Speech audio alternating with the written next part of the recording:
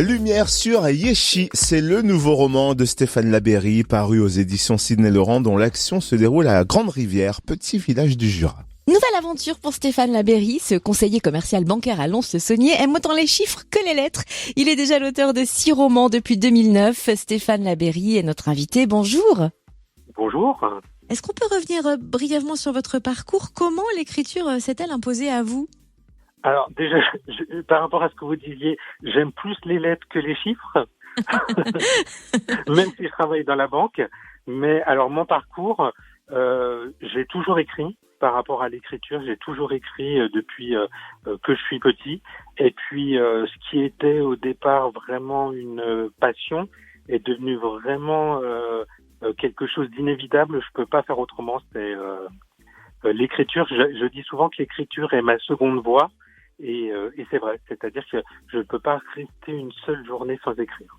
Avec vos derniers ouvrages, Les enfants du grand voyage, nous errions dans le domaine de la science-fiction et cette fois, on est dans un ouvrage plus terre-à-terre. Pouvez-vous nous résumer l'histoire de Yeshi? Alors, effectivement, on est dans quelque chose de plus terre-à-terre, puisqu'en plus, c'est l'un des premiers romans que j'ai situé dans le Jura. L'histoire, elle est simple, c'est une personne qui n'a pas forcément d'objectif dans la vie, qui n'a pas forcément cette capacité à se projeter et à développer sa vie, qui rencontre un jour par hasard une personne qui, à travers des dialogues, vont lui permettre effectivement de se rendre compte que à n'importe quel moment de la vie, qu'on ait 10, 15, 20, 60, 75 ans, on a toujours la possibilité de prendre un autre chemin et d'aller effectivement vers la personne que l'on est vraiment. Et comment elle est née cette histoire? Comment les personnages vous sont venus à l'esprit? Où vous puisez l'inspiration de manière générale? Alors, en fait, ce qui s'est passé, c'est que Yeshi, c'est un petit peu ce qu'on peut appeler, le terme un petit peu à la mode, un spin-off d'un autre roman que j'avais écrit, qui n'a pas été publié, mais que j'ai mis de côté, qui s'appelait Portrait croisé, où, toujours dans le même village, j'avais écrit effectivement des personnages qui rendaient visite à une voyante et à travers effectivement les tirages de cartes, on découvrait les problèmes qu'ils rencontraient et leur parcours.